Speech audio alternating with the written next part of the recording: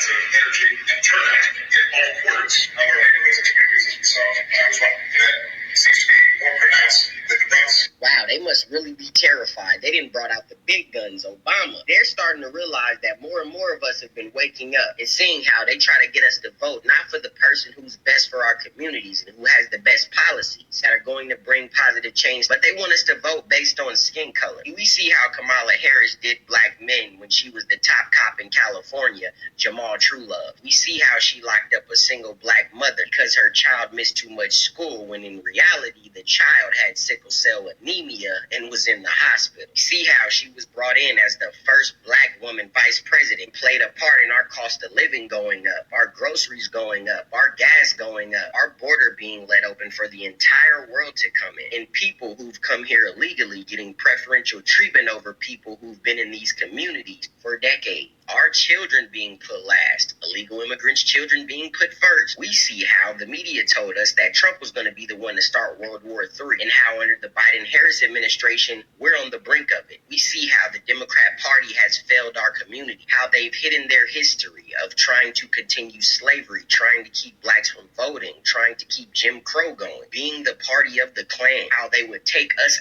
out.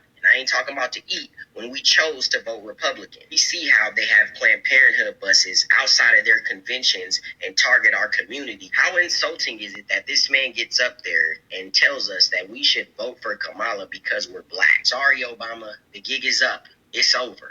People want to act like Trump is the worst motherfucker in the world, but guess what? He was already president, and all this shit you talking about didn't happen. He didn't make himself a dictator, and this whole shit about he's going to make himself a dictator is really taken so out of context that it's ridiculous. He said he'd make himself a dictator on the first day, to implement some shit, and then, but that was, trust me, said tongue-in-cheek. It was not said seriously. Y'all already living in Project 2024. Okay, you worried about Project 2025 when they already ran Project 2020 on you with the scandemic and all that bullshit. Like, what the f*** are y'all really even talking about? Y'all trying to act like, scare me into thinking that he's so bad that I should just vote for this broad just because. But guess what? I feel that she's so bad. She's the one that scares me. So I feel that she's so bad that guess what? I might just go around and vote for Trump. And this is my first time saying this out loud. But y'all motherfuckers think you're going to shame somebody or bully it into voting for this? Absolutely not. Absolutely not. And now you're going to make me be Mr. Anti. You keep coming at me with this bullshit. You keep coming at me talking about, oh, it's a shame that you're not supporting a black woman. And she's not black. She's Indian.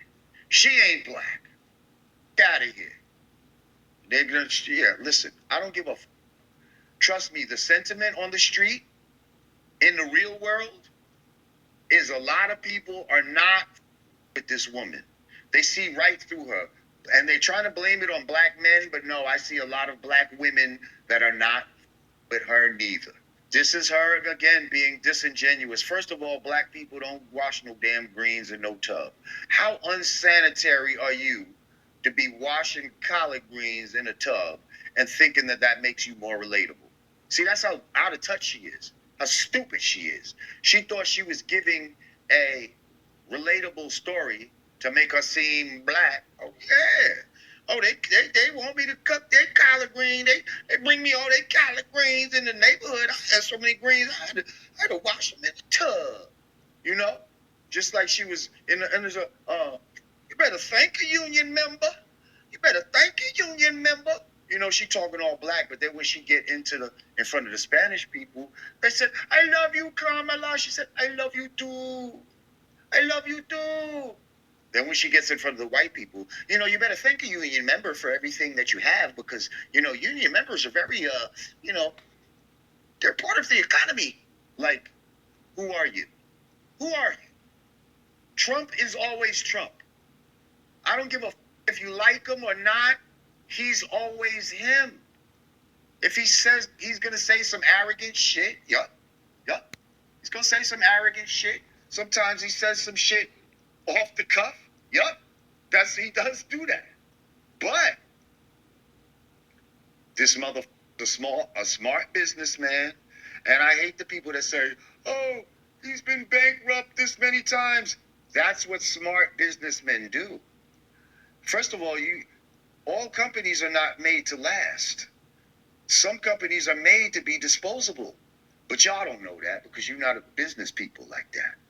You don't know, first of all, and people that are successful, you know how many failures they've had in order to be successful? Like, all your failures prep you for your success. Like, how are you going to say this man's a failure and he became the president of the United States?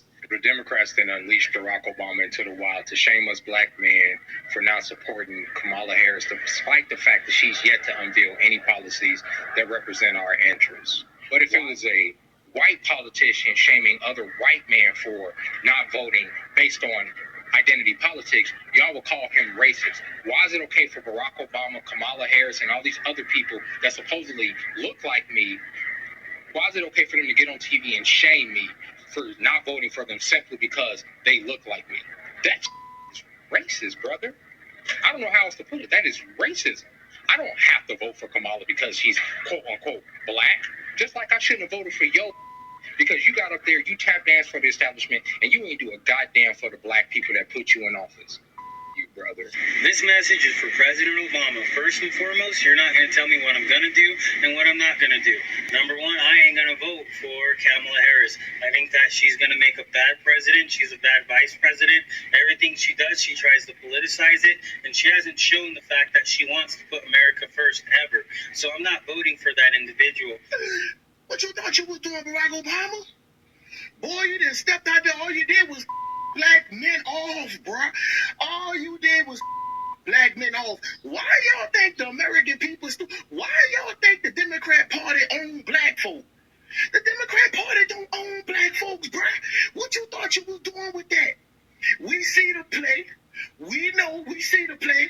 Kamala Harris is losing. She's not going to win. The audacity of you to say to us that we are required and we better vote for Kamala Harris and that we don't want to see a woman in a position of power.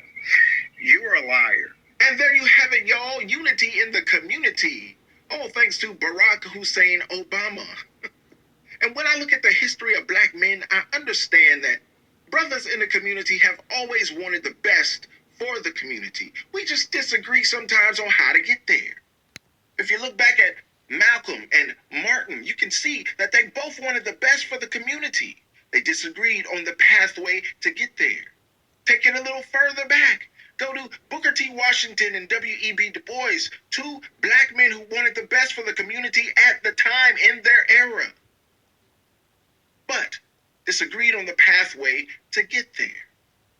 It takes a lot to bring black men together to agree on something like this, and y'all, Barack Obama seems to have wielded the power that he believes he holds. That power to bring folks together in anger against him. Thank you, Barack, for getting the brothers together, for bringing them together and getting them on the same page, unified against Kamala Harris. I don't think that's the result you wanted, but it's what you got. Is unity in the community. And boy, feels kind of good, I gotta admit. Y'all let me know in the comments what you think about this. Seems like Barack Hussein Obama's plan backfired in a major way. I think he was supposed to come out and garner more votes, more support for Kamala. Seems like he did the exact opposite. Y'all let me know what you think. I'd love to know your thoughts on this. And don't forget to like the video, subscribe to the channel, and share the video so we can get more people involved in the conversation, y'all. And like I always say, always remember and never forget, without the gospel, it's just chops. Until next time.